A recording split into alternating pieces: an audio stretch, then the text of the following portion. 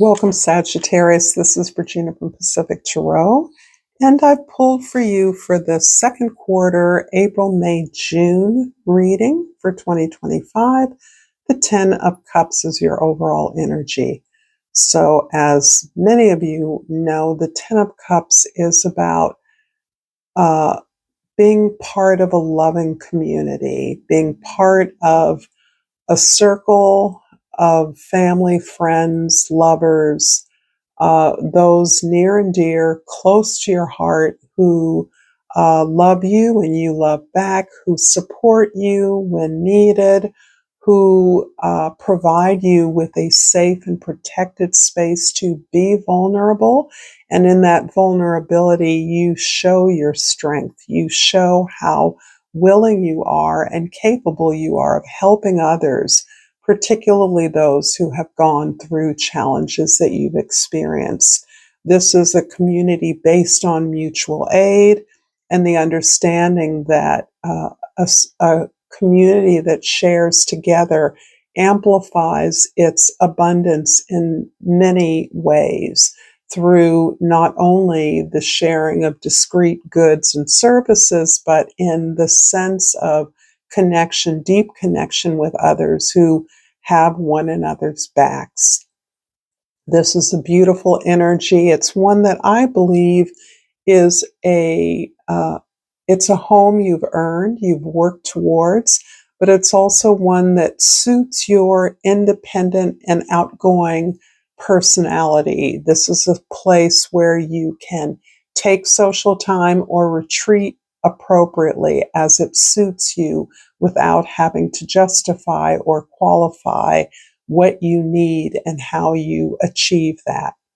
This is something that is being modeled for the whole world. You're very aware that you're living in a unique environment that is something that could help many others and perhaps elevate the quality of participation in your community, in your culture, in the world. This is a general reading, Sagittarius, so it may not resonate for all of you. If you're interested in a personal reading, information for that is in the description box below. I want to welcome all of you, particularly those of you that know me and those of you that are new, and I appreciate the time that you're spending with me. So for the month of April, you have the Queen of Wands. The Queen of Wands is describing this incredible sense of confidence, clarity about what it is you want to achieve, absolute determination that you have everything you need, particularly the level of passionate pursuit of exuberance, exhilaration, excitement in the pursuit of your goals is something that carries you a far way. You are inspired and inspiring. You are motivated and motivating. In fact, you're attracting others to you in a way that helps to bring the assistance that you need to your doorstep. And this in part is because of the clarity of your vision and the determination that you're exhibiting in terms of achieving that. In May, we have the Hermit card. I think May is describing an opportunity for you to deeply enjoy the seasonal change wherever you are. If you're opening up in towards summer in the northern hemisphere, you're really allowing the activity in the natural world to allow you to prompt you to enjoy the experience, to enjoy your garden's growth, to enjoy your healthier, more outgoing activities that are benefiting your body. If you're in the southern hemisphere, the slow advancement towards winter, the beauty and depth of the fall is inspiring you to maximize your harvest, preserve what you can, to look forward to the retreat of more time to read, more time for resting, more time for planning how much you've achieved and how much you can be prepared for in the next growth cycle.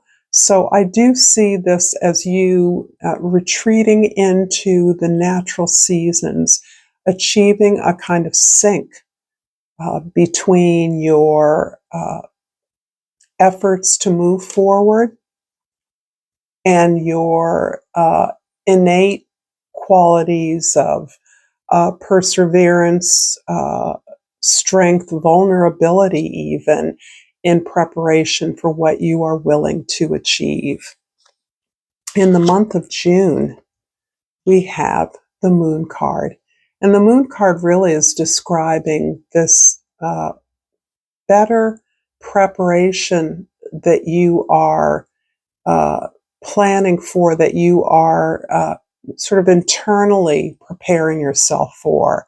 You're looking at your progress and you're looking at the experience of a new version of who you are in the real world and how far you've come.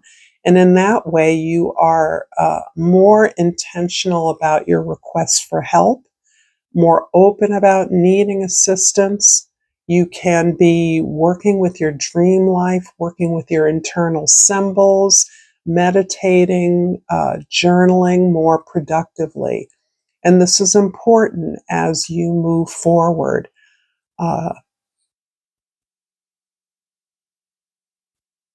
Continuing, thank you, excuse me for that interruption.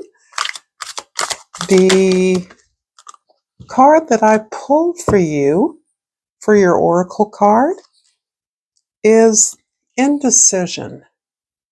I use my intuition in all aspects of my life, and I do believe that many of you are experiencing a kind of overwhelm of shifts in your own perception, in your own self-regard, understanding more clearly your own intentions, taking responsibility for obstacles you've experienced, and you've experienced considerable obstacles in the last decades, I would say, that have really helped to ground you in who you truly are and what your natural power is. But as a result of that, you are experiencing your relationships and opportunities so differently that there can be moments of hesitation, a greater need for rest, and to consider your options in a way that has not been available to you in the past.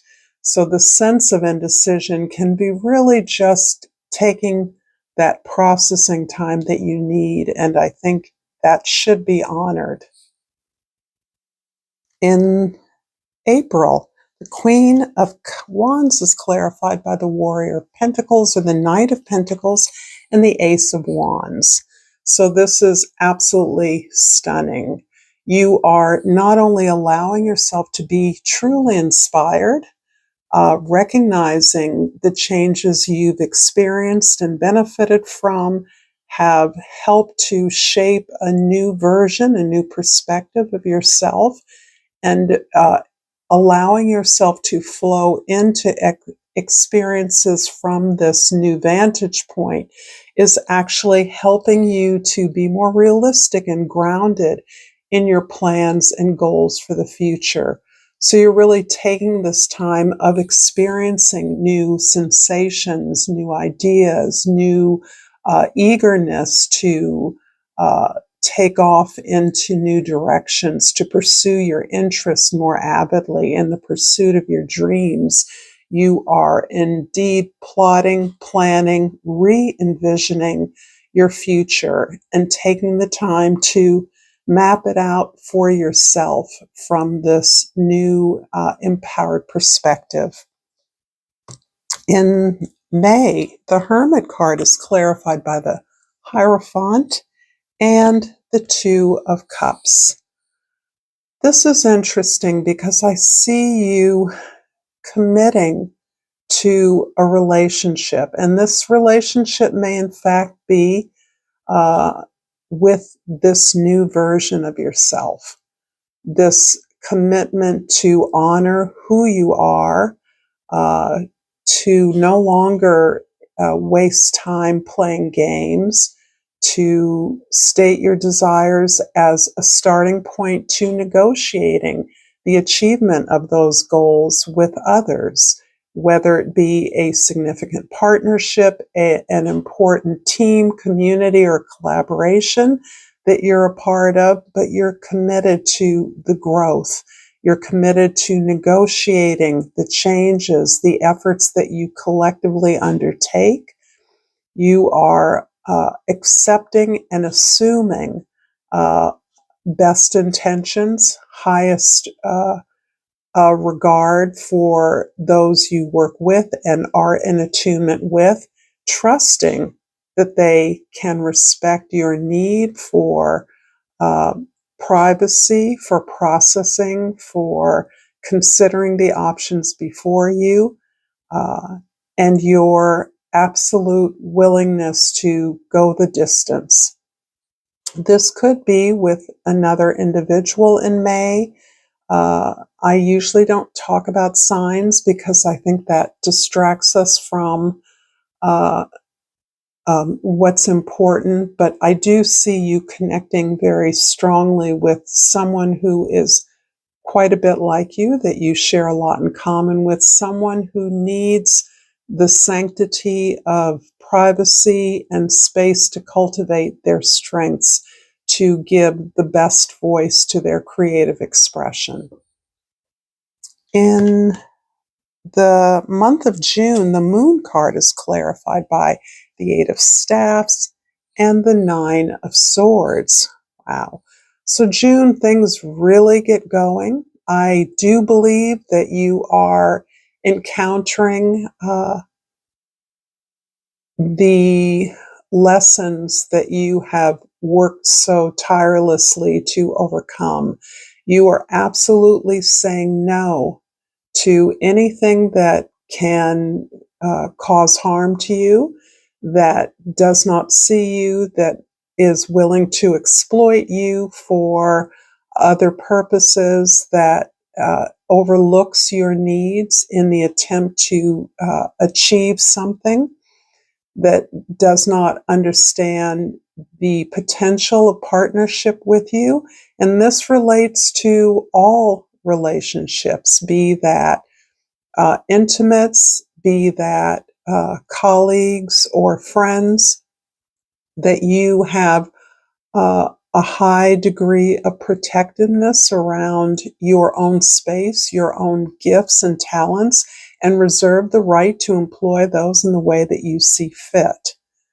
So this is you getting the attention of a lot of people, a lot of offers coming your way, invitations coming your way, conversations that you're having, some of which will lead to some fascinating and compelling initiatives that you will want to be a part of.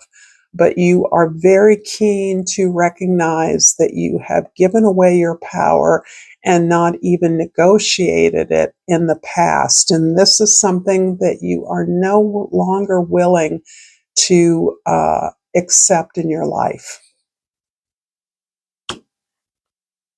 I'm going to finish up this reading, Sagittarius, with a talisman oracle and hope that you've gained some insight. Comments are always useful and helpful. I appreciate them. I also appreciate the incredible appreciations that I receive from you. So I pulled for you the Resilience card. And it's the picture on the card that I want you to kind of snapshot for yourself, because the description in the Oracle Handbook is going to reference this picture quite a bit. So I'm going to look it up. And resilience. There might be a task you have to undertake that will be difficult, unpleasant, or inconvenient. It may affect other people's feelings, but you're obliged to make first that you are safe and provided for. When our physical needs are not met, elevating the mind and soul can feel impossible. Use your positive attitude and steady temperament to avoid focusing on feelings of guilt or doubt. Dealing with adversity makes us more resilient, and it does the same for others. We cannot shield our loved ones from difficulties, but we can be there to hold their hand and offer our understanding and empathy. You are making the right move. Use this card when you need to stay sharp and clever. This is not a card to use for deceit, but it's about becoming mindfully cunning and finding a creative way to provide for your own needs. Imagine the clever fox finding and learning the ways around the hunter's traps. Look for ideas all around. I am resilient. Thank you so much, Sagittarius, for this reading. Until next time, namaste.